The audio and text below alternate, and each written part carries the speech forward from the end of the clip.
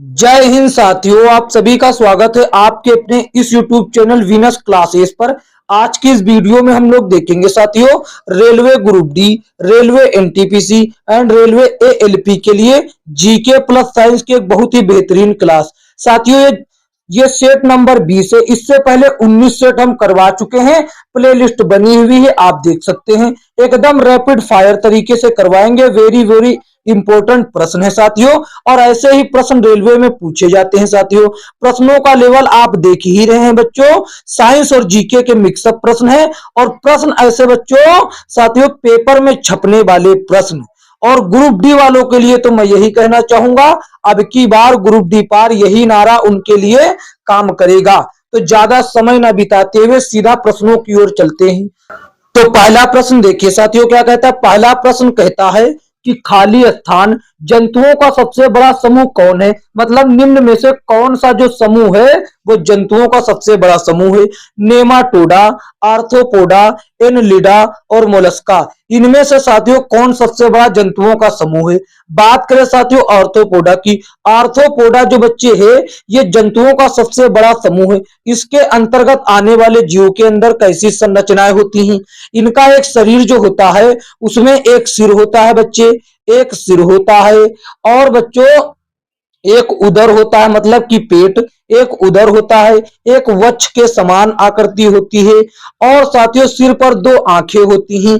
ऐसा साथियों इनके शरीर की आकृति होती है। इसके अंतर्गत आने वाले बच्चा, इसके अंतर्गत आने वाले जीव जैसे तिलचट्टा, झींगा, केकड़ा, तितली आदि, ये सभी साथियों इसके अंतर्गत आते हैं। यानी कि आर्थ्रोपोडा जो है ये जीव का सबसे बड़ा समूह या फिर संघ है।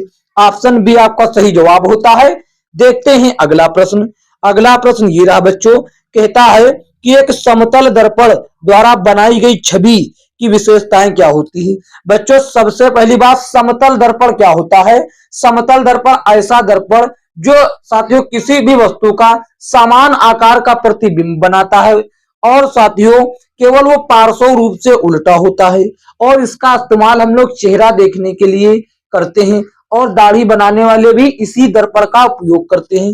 देखिए पहली बात तो ये है कि वो अलग आकार की होगी नहीं, तो ये सी और डी ऑप्शन हो गए इसी तरीके से गलत बच्चों। ठीक, ऑप्शन सी और डी हो गए गलत।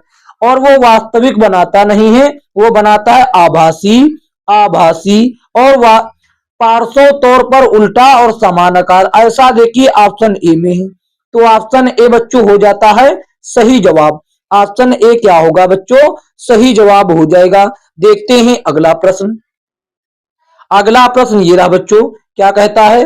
कहता है नारियल की छाल का निर्माण किस ऊतक द्वारा होता है। एरेन काइमा, कोलेन काइमा, पेरेन काइमा, स्क्लेरेन काइमा। तो बच्चों नारियल की छाल का निर्माण स्क्लेरेन काइमा नाम के ऊतक द्वारा होता है। कौन से बच्चा, स्क्लेरेन काइमा नाम के ऊतक के द्वारा होता है। ये ऊतक बच्चों, ये ऊतक जो है ये ऊतक कठोर होते हैं और हल्के से मृत रूप में पाए जाते हैं। ऑप्शन डी आपका सही जवाब होता है बच्चे। देखते हैं अगला प्रश्न। अगला प्रश्न देखिए ये रहा प्रश्न, प्रश्न नंबर 4 देखिए क्या कहता है। ऊष्मा क्षेपी अभिक्रिया वह अभिक्रिया होती है जिसमें जिससे बच्चा ऊष्मा निकलती है, वह ऊष्मा ऊष्मा क्षेपी अभिक्रिया होती है। देखिए बच्चों जिस भी अभिक्रिया के दौरान ऊष्मा निकले वह बच्चों होती है ऊष्मा क्षेपी अभिक्रिया, और जिस अभिक्रिया को कराने के लिए हमको खुद ऊष्मा देनी पड़े वह होती है ऊष्मा शोषी। जिसको हमें कराने के लिए ऊष्मा देनी पड़ती है वो बच्चा क्या होती है, वो होती है ऊष्मा शोषी अभिक्रिया, वो होती है ऊष्मा शोषी अभिक्रिया। बाकी ऊष्मा क्षेपी जिससे ऊष्मा निकलती है, ऑप्शन डी आपका सही जवाब होता है। देखते हैं अगला प्रश्न। अगला प्रश्न देखिए बच्चों ये रहा, क्या कहता है। कहता है मुगल सराय रेलवे स्टेशन का नाम बदलकर निम्न में से किस प्रसिद्ध व्यक्ति के नाम पर कर दिया गया है। बच्चों मुगल सराय रेलवे स्टेशन का नाम बदलकर पंडित दीनदयाल उपाध्याय रेलवे स्टेशन कर दिया गया है। ऑप्शन सी सही जवाब होता है। देखते हैं अगला प्रश्न बच्चों। अगला प्रश्न, और ये कब बदला गया था, ये 5 अगस्त, ये 5 अगस्त 2018 को बदला गया था, ये भी याद रखेंगे। देखते हैं अगला प्रश्न। तो देखिए साथियों, अगला प्रश्न नंबर 6 क्या कहता है? कहता है कि पानी में एक अम्ल या एक क्षार का विलय करने को किस नाम से जाना जाता है? तो देखिए साथियों, पानी ये हो गया, या तो इसमें साथियों कोई अम्ल मिला दीजिए, पानी में या तो कोई अम्ल मिला दीजिए या फिर कोई क्षार मिला दीजिए, या फिर कोई क्षार मिला दीजिए। परिणाम जो भी होगा बच्चे, इसमें ऊष्मा जरूर निकलेगी, इसमें ऊष्मा जरूर निकलेगी और भारी मात्रा में निकलेगी। तो हमने अभी आपसे क्या बताया बच्चों, जिस भी अभिक्रिया में ऊष्मा निकलती है तो उसको ऊष्मा छेपी अभिक्रिया कहा जाता है। उसको क्या कहा जाता है? ऊष्मा छेपी अभिक्रिया कहा जाता है। तो ऑप्शन बी आपका सही जवाब हो जाता है। देखते हैं अगला प्रश्न। अगला प्रश्न देखिए बच्चों क्या कहता है, ये रहा प्रश्न नंबर 6। देखिए कहता है ऊर्जा का उपयोग करते हुए पाइरुविक का विघटन कहाँ होता है? अग्न्याशय में, यकृत में, माइटोकॉन्ड्रिया में, नाभिक में। तो देखिए बच्चों, ऊर्जा का उपयोग करते हुए पाइरुविक का विघटन माइटोकॉन्ड्रिया में होता है। बच्चों किसमें? माइटोकॉन्ड्रिया में होता है। तो ऑप्शन सी आपका सही जवाब होता है।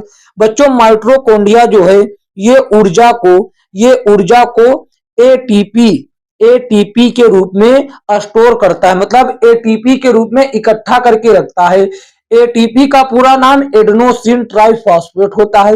एटीपी के रूप में ऊर्जा को इकट्ठा करके कौन रखता है? ये माइटोकॉन्ड्रिया रखता है। इसीलिए इसको बच्चा साथियों ऊर्जा का पावर हाउस कहा जाता है। इसीलिए इसे ऊर्जा का पावर हाउस कहा जाता है बच्चों, पावर हाउस कहा जाता है। ये भी एक बात याद रखेंगे बच्चों। देखते हैं अगला प्रश्न। अगला प्रश्न देखिए बच्चों, ये हो जाता है, ये न्यूमेरिकल थोड़ा सा है, बहुत इजी है। कहता है ये कि एक वस्तु जो है वो 4 सेकेंड में पहले 25 मीटर की दूरी तय करती है और फिर 2 सेकेंड में अगले 15 मिनट की यात्रा करती है। यानी कि पहले 4 मिनट में 25, फिर अगले 2 मिनट में 15 मीटर की दूरी, यानी उसने टोटल 6 मिनट में 25 और 15 40 मीटर की यात्रा टोटल 6 मिनट में की। तो उसके द्वारा तय की गई कुल दूरी देखिए, हम आपको ये बताते हैं। औसत चाल पूछा है, औसत चाल बराबर आपको एकदम बेसिक तरीके से बता देते हैं। औसत चाल बराबर उसके द्वारा तय की गई कुल दूरी और बटा लगा कुल समय, बटे में कुल समय। ठीक बच्चा, एकदम इजी तरीके से बता दिया, एकदम इजी तरीके से बता दिया। तो देखिए कुल दूरी है 40 और कुल समय है 6 सेकेंड। तो 6 एकम 6, 6 छंग 36, बच गया 4, 4 में पॉइंट लगाकर 0 बढ़ा लिया, हो गया 40। फिर से 6 छंग, सॉरी रुकिए, हाँ तो देखिए हाँ 6 छंग 36 और फिर से इसी तरीके से 6 6 आता जाएगा, तो इसलिए इसको कर दिया गया 7। तो इसकी गति क्या है? 6.67 मीटर प्रति सेकेंड। मीटर प्रति सेकेंड देखिए ऑप्शन सी में है, बाकी एक में मीटर ये रहा, ये गलत हो जाता। ये सेकेंड स्क्वायर रहा, ये गलत हो जाता। यहाँ पर -1 पावर नहीं, ये गलत। ऑप्शन सी आपका एकदम सही जवाब होता है। देखते हैं अगला प्रश्न। अगला प्रश्न देखिए बच्चों, ये रहा, क्या कहता है? एक निष्क्रिय गैस है, एक निष्क्रिय गैस है, एक निष्क्रिय गैस मतलब कि जो क्रिया नहीं करती है। ऑक्सीजन तो क्रिया करती है, क्लोरीन तो क्रिया करती है, नाइट्रोजन तो क्रिया करती है। तो क्रिया कौन नहीं? ये क्रिप्टॉन गैस हो गई, ये क्रिया नहीं करती है बच्चा। इसका रासायनिक वो क्या होता है? इसका सूत्र क्या होता है बच्चों? इसका सूत्र भी तो आपको पता होना चाहिए। इसका सूत्र Kr होता है, Kr। साथियों आवर्त सारणी के शून्य वर्ग वाले तत्व में उत्कृष्ट गैसें या अक्रिय गैसें होती हैं। उसमें साथियों जैसे हो जाता है हीलियम, उसके अंतर्गत हीलियम और नियॉन, Ne मतलब नियॉन और Ar का मतलब आर्गन, और क्रिप्टॉन तो हमने बता ही दिया। उसके अलावा Xe मतलब जीनोन, और उसके अलावा रेडॉन, Rn होता है रेडॉन। ये साथियों सभी अक्रिय गैस के श्रेणी के अंतर्गत आती हैं। देखते हैं अगला प्रश्न। इस प्रश्न का सही जवाब ऑप्शन बी हो जाता है। देखते हैं अगला प्रश्न, ये रहा, क्या कहता है?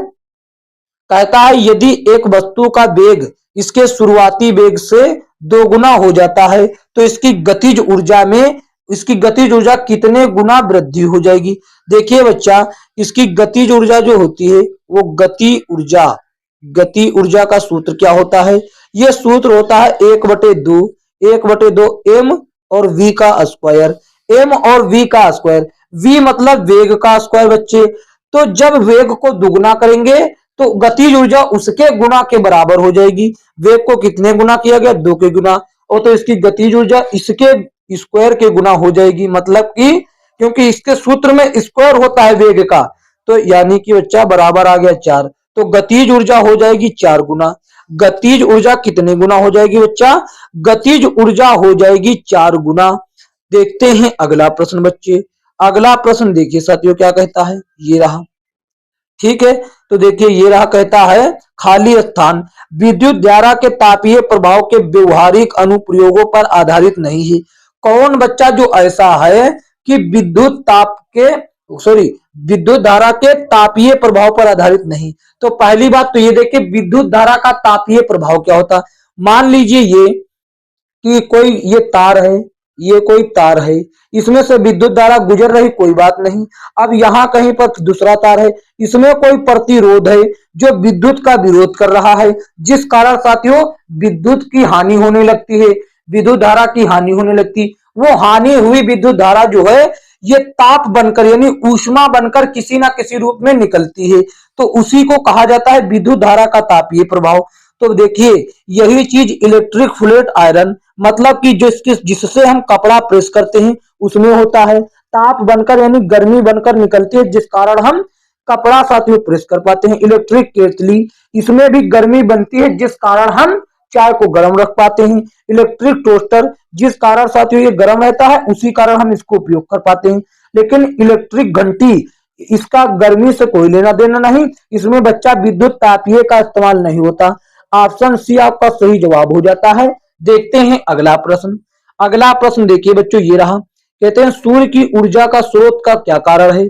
भैया देखिए सूर्य की ऊर्जा कैसे बनती है। सूर्य की ऊर्जा देखिए, दो छोटे छोटे नाभिक हैं, एक ये छोटा नाभिक, नाभिक को प्लस के द्वारा दर्शाया जाता, एक ये छोटा, ये दोनों छोटे नाभिक जुड़ गए आपस में तो एक बड़ा बड़ा नाभिकीय हो गया। इसको क्या कहते हैं, इसको कहते हैं बच्चा नाभिकीय संलयन।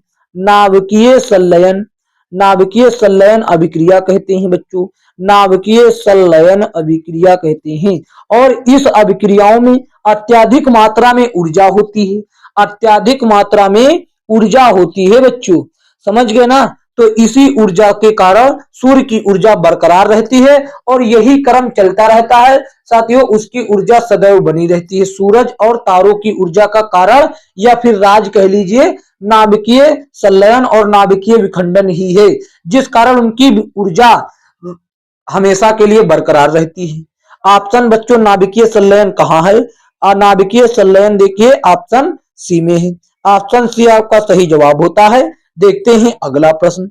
अगला प्रश्न बच्चों ये रहा, देखिए ये न्यूमेरिकल है बच्चों, ये क्या है, ये न्यूमेरिकल है और कोई विशेष न्यूमेरिकल नहीं है, बस थोड़ा सा दिमाग लगाओ न्यूमेरिकल समझ जाओगे।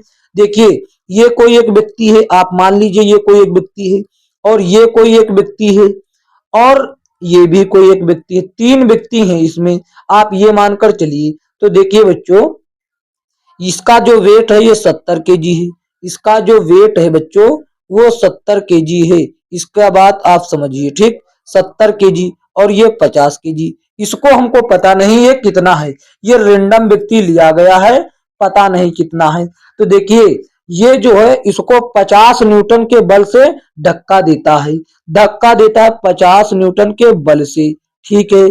तो जो इस धक्का के कारण यह व्यक्ति इसको भी धक्का दे देता है, इस बल के कारण यह व्यक्ति इसको भी धक्का देता है।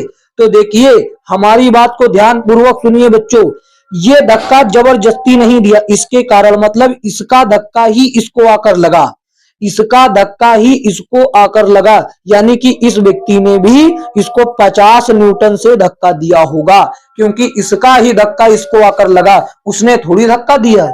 तो ऑप्शन आपका ए हो जाता है, सही जवाब। ऑप्शन ए क्या हो जाता है बच्चों, सही जवाब हो जाता है।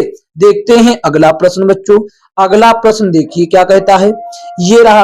वंशानुक्रम की इकाई क्या है बच्चा, वंशानुगत। मान लीजिए हम लोग इंसान प्राणी हैं, इंसान हैं, तो हमारा लोगों का जो ये वंश है लगातार बरकरार है, लगातार बरकरार है बच्चों। तो इसके लिए कौन जिम्मेदार, मान लीजिए आपका ये कोई परिवार है, हमारा भी कोई परिवार, तो हमारे परिवार में कोई ऐसा व्यक्ति है जो दादा दादी से जिसके लक्षण मिलते हो, तो ये वंशानुक्रम पीढ़ी दर पीढ़ी के लिए उत्तरदायी। इसका क्या कारण है, ये बच्चों जीन के वजह से होता है। किससे, जीन के वजह से होता है, जो डीएनए से बनी होती है, जो डीएनए से बनी हुई एक महीन संरचना होती है। इसको बच्चा ये पीढ़ी दर पीढ़ी के लिए उत्तरदायी होती है अनुवांशिक लक्षणों को। मान लीजिए आपकी संतान या किसी की संतान है, तो उसके बाद जो आगे संतानें होंगी उनके लक्षण इनके जैसे या हम सभी से मिलते जुलते होंगे। समझ गए ना, ये होता है जीन के कारण, जो पीढ़ी दर पीढ़ी के लिए लक्षणों के लिए उत्तरदायी रहता है। ऑप्शन डी आपका सही जवाब होता है। देखते हैं अगला प्रश्न। अगला प्रश्न बच्चों देखिए ये रहा, क्या कहता है, खाली स्थान मतलब किसका विकास 500 बीसी ईस्वी से मालवा के दक्षिणी की ओर एवं उत्तर की ओर गंगा घाटी के पूरे तलहटी क्षेत्र में हुआ था। तो बच्चों ये है सिंधु घाटी सभ्यता। ये है क्या, सिंधु घाटी सभ्यता। बच्चों सिंधु घाटी सभ्यता हो जाता है इसका सही जवाब। देखते हैं अगला प्रश्न बच्चों। अगला प्रश्न देखिए ये रहा, कहता ओरिजिन ऑफ स्पीसीज नामक पुस्तक, या फिर हिंदी में कह लीजिए प्रजाति की उत्पत्ति नामक पुस्तक किसने लिखी। लाइमार्क ने, बेजमैन ने, डार्विन ने, ओप्रिन ने।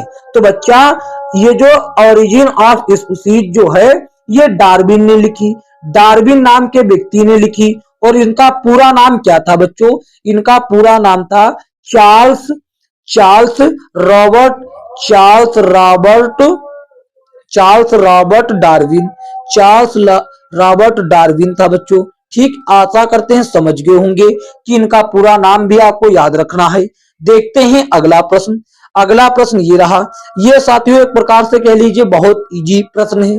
देखिए कहता है कि विश्व क्षेत्र द्वारा वैश्विक CO2 उत्सर्जन 1990 में 22 मिलियन टन और 2015 में 36 मिलियन टन था। विश्व क्षेत्र द्वारा CO2 मतलब कि कार्बन उत्सर्जन में कितने प्रतिशत वृद्धि हुई। ये एक प्रकार से कह लीजिए कि मैथमेटिक का प्रश्न है बच्चों। तो देखिए 1990 में 22 मिलियन टन था, 2015 में 36, तो 22 से 36 होने में यानी कि 14 की वृद्धि हुई, 14 की वृद्धि हुई। ये 22 के हिसाब से 14 वृद्धि हुआ है, तो ये नीचे लिखेंगे 22, 22 के हिसाब से 22 की तुलना में 14 वृद्धि हुआ। और उसको प्रतिशत में लाने के लिए 100 से गुणा कर दिया बच्चे। कोई गलत काम किया, बिल्कुल भी गलत काम नहीं किया। 2 से काटा 7 बार में और 2 से काटा 11 बार में। अब इस 7 का गुणा 100 से करेंगे बच्चा तो कितना हो जाएगा, 700 हो जाएगा। और नीचे बचेगा 11, इसको काटेंगे जब हम लोग तो 11 छंग 66 बचेगा, 4 4 इसको दिया तो हो गए 40, 11 तिया 33, फिर से बचा 7, 7 में फिर से दशमलव लगाकर 0 बढ़ाया तो 70 हो गया, 11 छंग 66 तो फिर 4 बचा, फिर से 0 बढ़ाया तो हो गया 40, 11 तिया 33। ये अब 63 आता रहेगा, यानी कि 63.63% वृद्धि हुआ। ऑप्शन कौन सा, ऑप्शन डी में देखिए एकदम सही जवाब बच्चों है, एकदम सही जवाब हो जाएगा आपका ऑप्शन डी। देखते हैं अगला प्रश्न बच्चों। अगला प्रश्न ये रहा, ये प्रश्न देखिए साथियों एग्जैक्ट ऐसे सॉल्व कर पाना थोड़ा मुश्किल होता आपके लिए भी और हमारे लिए भी, क्योंकि इसमें थोड़ा अलग सा कंसेप्ट लगा है, मोल वाला कंसेप्ट, मोल वाला कंसेप्ट लगा इसमें। देखिए मोल वाला कंसेप्ट लगा है। एक मोल अणु में एक मोल में कितने अणु होते हैं बच्चा, एक मोल में कितने अणु होते हैं, 6.022 गुणे 10 का पावर 23 इतने अणु होते हैं। और एक मोल में लोहे का भाग होता है 56 ग्राम। एक मोल बराबर लोहा कितना होता है, 56 ग्राम। वो अणु कितने होते हैं, अणु होते हैं बच्चा इतने। तो 56 ग्राम में इतने होते हैं, तो 2.8 ग्राम में कितने हो जाएंगे। हम इसको ऑप्शन से ही बता देते हैं बच्चा, ऑप्शन बी होगा, क्योंकि ऐसा प्रश्न बहुत कम बनता है। अब पूछा गया था तो हमने ले लिया साथियों, ऑप्शन बी आपका सही जवाब हो जाता है। ये प्रश्न कर पाना थोड़ा मुश्किल पड़ता है सभी के लिए बच्चा, क्योंकि इसमें एग्जैक्ट जो वैल्यू दी है उसके अलावा अन्य चीजों का भी इस्तेमाल किया जाता जो इस प्रश्न में नहीं दिया होता। अब ये 56 ग्राम और 6.022 गुणे 10 का पावर 23 ये नहीं है, इसको तो चलिए जानते भी होंगे आप लोग, अवगार्दो नंबर कहा जाता है। लेकिन 56 ग्राम वैल्यू एग्जैक्ट ये लोहा हो गया, मैंने बता दिया, और भी कोई चीज कहां पता चल पाएगा आपको, तो इसको एग्जैक्ट हूबहू रट्टा मार लिया करिए। देखते हैं अगला प्रश्न। अगला प्रश्न ये रहा, बहुत ही बेहतरीन प्रश्न बच्चों है। क्या कहता है, कहता है मछलीपट्टनम या मसूलीपट्टनम भारत के पूर्वी तट पर एक समृद्ध बंदरगाह था जो अपने किस काम के लिए प्रसिद्ध था। कलमकारी, पटोला, मिट्टी के बर्तनों या जरी। तो बच्चा जो ये था कौन, ये मछलीपट्टनम या मसूलीपट्टनम एक बंदरगाह था जो बच्चा अपनी कलमकारी के लिए प्रसिद्ध था। किसके लिए, अपनी कलमकारी के लिए प्रसिद्ध था। और ये बच्चे कहां पर है, और ये भी याद रखेंगे ये आंध्र प्रदेश में है, ये आंध्र प्रदेश में है बच्चा, ये भी याद रखेंगे। देखते हैं अगला प्रश्न।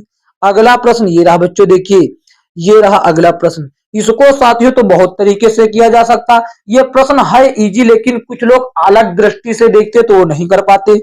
जब 8 केजी द्रव्यमान की किसी वस्तु पर कोई सतत बल मतलब लगातार बल 2 सेकेंड तक कार्य करता है तो यह वस्तु का वेग को 4 मीटर प्रति सेकेंड से 9 मीटर प्रति सेकेंड तक बढ़ा देता है। तो लगाए गए बल का परिमाण क्या है, आपने पहले ही पढ़ा है, अगर नहीं पढ़ा तो जान लीजिए कि न्यूटन के दूसरे नियम द्वारा बल ज्ञात करने का सूत्र होता है एम गुणे ए। एम तो हो गया द्रव्यमान और ए हो गया त्वरण।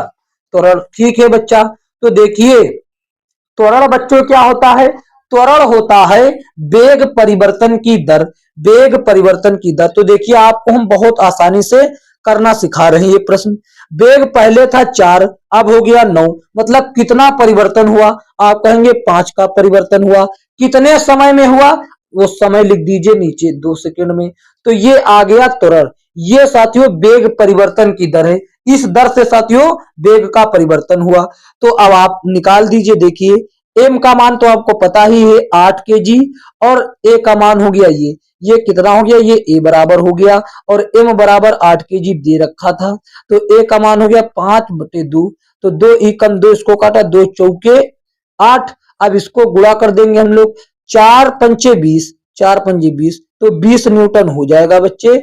20 न्यूटन कहां पर है, ये ऑप्शन सी में है बच्चों। ऑप्शन सी आपका हो जाएगा सही जवाब। ऑप्शन सी बच्चे क्या होगा आपका सही जवाब हो जाएगा। देखते हैं अगला प्रश्न। अगला प्रश्न ये रहा, कहता है प्रोपेन का सूत्र, रासायनिक सूत्र क्या होगा, CH4H10, CH2H6, CH4 और C3H8। तो ये कितना होगा, देखिए सीधा सा बात हम आपको बताते हैं। हाइड्रोकार्बन श्रृंखला में एक साथियों ऐसा तरीका है, देखिए C की संख्या 1 हो, C की संख्या 2 हो, C की संख्या 3 हो, तो देखिए और C की संख्या 4 हो, C की संख्या 5 हो, और इसी तरीके से बढ़ता जाए तो क्या कहा जाता है। देखिए जब C 1 होता है, 1 लिख देते हैं, यहां पर लिखिए या ना लिखिए, एक तो है ही है, तो इसको कहा जाता है एथ, एथ, और इसको कहा जाता है मेथ, इसको कहा जा सॉरी उसको मेथ कहा जाता है, इसको एथ, यहां पर कंफ्यूजन हो गया। इसको कहा जाता है मेथ और इसको कहा जाता है एथ, इसको कहा जाता है एथ और इसको कहा जाता है प्रोप, इसको कहा जाता है प्रोप, और इसको कहा जाता है ब्यूट, इसको कहा जाता है ब्यूट, इसको कहा जाता है पेंट। तो देखिए अब साथियों 3 वो होते हैं श्रेणी, alkane, alkene, alkyne, alkane, alkene, alkyne. जब साथियों एल्केन श्रेणी बनती है तो यहां पर जुड़ जाता है एन, जुड़ जाता है तो ये बन जाता है मीथेन, और यहां पर जुड़ जाता है तो ये बन जाता है इथेन। प्रोप में एन जुड़ जाता है तो ये बन जाता है प्रोपेन, तो और इसमें जुड़ जाता है तो ये बन जाता है ब्यूटेन, और इसमें जुड़ता है तो बन जाता है पेंटेन। अब अगर यहाँ पर एल्कीन समूह होता तो सब में इन इन जुड़ता, सब में क्या जुड़ता, इन जुड़ता, और एल्काइन होता तो सब में आइन जुड़ता, लास्ट वाला। समझ गए ना। तो अब प्रोपेन देखिए C3 होना चाहिए। C3 कहां पर है, C3 देखिए ऑप्शन डी में है।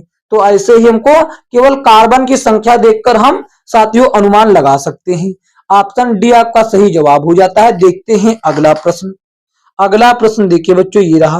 क्या कहता है, गैस की मात्रा किसके व्युत्क्रमानुपाती होती है बच्चों। गैस की मात्रा किसके व्युत्क्रमानुपाती होती है। तो बच्चा एक नियम है, एक नियम दिया गया बॉयल, बॉयल का नियम। किसका नियम, बॉयल का नियम दिया गया है बच्चों।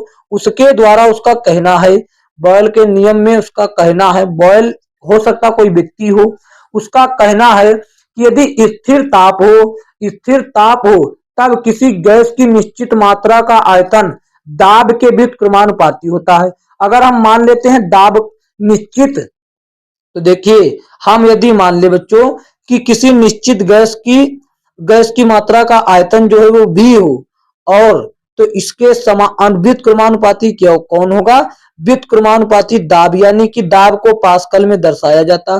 तो ये हो गया बच्चे, ये हो गया। तो दाब के व्युत्क्रमानुपाती गैस की मात्रा के व्युत्क्रमानुपाती कौन होता है, ये होता है दाब, दाब होता है। ऑप्शन ए सही जवाब हो जाता है बच्चे। देखते हैं अगला प्रश्न। अगला प्रश्न ये रहा बच्चे। क्या कहता है, कहता है कि गिरते हुए पिंड में, गिरते हुए नारियल में कौन सी गति होती है, कौन सी ऊर्जा होती है। ये बच्चा गिरती हुई वस्तु में गतिज ऊर्जा होती है। अब देखिए इसके कारण हम आपको समझा ही देते हैं। किसी वस्तु में कार्य करने की क्षमता जो होती है उसको ऊर्जा कहा जाता है बच्चे। किसी वस्तु में कार्य करने की जो क्षमता होती है उसको ऊर्जा कहा जाता है।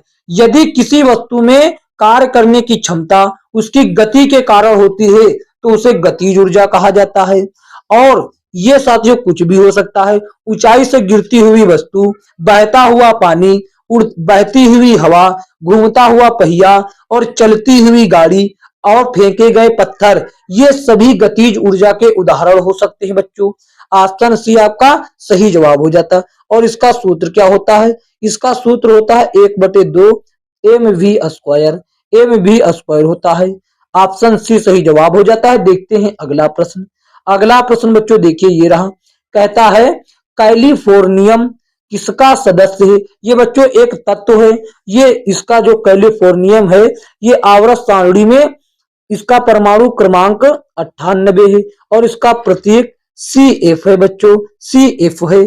और ये साथियों पूछता है कि ये आवर्त सारणी में कौन सी श्रेणी के अंतर्गत आता है। तो ये बच्चा एक्टिनाइड श्रेणी के अंतर्गत आता है। ऑप्शन सी आपका सही जवाब हो जाता है। और ये रेडियोधर्मी तत्व है। ये कैसा तत्व है, ये रेडियोधर्मी तत्व है। ये बात याद रखेंगे, रेडियोधर्मी तत्व है बच्चे, ये बात याद रखेंगे। देखते हैं अगला प्रश्न। अगला प्रश्न बच्चों ये रहा। क्या कहता है कि नीचे में से कौन अल्ट्रासाउंड उत्पन्न करके गेम खेलते हैं। तो बच्चा अल्ट्रासाउंड एक प्रकार की तरंग होती है। देखिए अल्ट्रासाउंड एक प्रकार की ध्वनि तरंगे होती हैं। तो चूहा जो होते हैं बच्चा, चूहा ये ध्वनि की गति से भी तेज अल्ट्रासोनिक तरंगे उत्पन्न कर सकते हैं, जिनकी तीव्रता 50 से 100 किलोहर्ट्ज के बीच होती है। जबकि इंसानों के कान ऐसी तरंग की ध्वनि सुन नहीं सकते। तो अतः चूहे जैसे जीव ये अल्ट्रासाउंड उत्पन्न करके गेम खेल सकते हैं। ऑप्शन डी आपका सही जवाब हो जाता। ये बच्चे अल्ट्रासोनिक वेव ये हो जाता, चमगादड़ भी सुन सकते हैं, चमगादड़ भी सुन सकते हैं, चमगादड़ भी सुन सकते हैं। और बच्चा वो डॉल्फिन मछली भी सुन सकती है और बहुत सारे जीव हैं, और गैंडा भी सुन सकते हैं। इसी कारण ऐसे जीवों को बच्चा भूकंप ऐसी चीजों का पता पहले ही चल जाता है या खतरे के संकेत पता चल जाते हैं। इसीलिए अपने आने वाले मार्ग में बाधा यदि होती है तो वो साथियों अपना मार्ग बदल लेते हैं। जैसे चमगादड़ की बात करें, ये रात में उड़ता है और अपने आप से अल्ट्रासोनिक वेव भेजता है। अगर वो अल्ट्रासोनिक वेव टकरा कर वापस आ गई तो ये समझ जाता है कि रास्ते में कोई ऐसी चीज है जो उस तरंग को जाने से रोक रही है अथवा रास्ते में कोई बाधा है, तो वो अपना मार्ग बदल लेता है। तो साथियों इसका सही जवाब क्या हो जाएगा? चूहा। ऑप्शन डी देखते हैं अगला प्रश्न। अगला प्रश्न ये हो जाता है, कहता है सोडियम बाइकार्बोनेट का सामान्य नाम क्या है? सोडियम का बाइकार्बोनेट का सामान्य नाम बच्चों बेकिंग सोडा है। बेकिंग सोडा ऑप्शन सी आपका सही जवाब होता है। और इसका सूत्र की बात करें, इसके सूत्र की बात करें तो क्या हो जाता है? सूत्र बच्चे हो जाता है NaHCO3, HCO3 हो जाता है। ये हो गया सूत्र बच्चे। और देखते हैं अगला प्रश्न। अगला प्रश्न ये रहा बच्चे, क्या कहता है? आधुनिक आवर्त सारणी के कितने समूह में केवल 7 तत्व होते हैं? एक समूह में बच्चा केवल 7 तत्व होते हैं।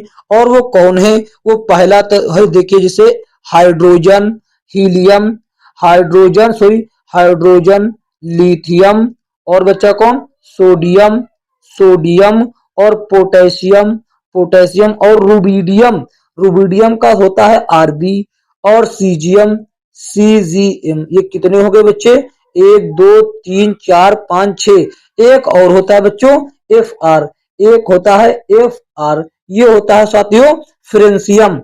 ये बच्चों सभी तत्व जो हैं देखिए एक समूह में है और 7 तत्व हैं बच्चों केवल।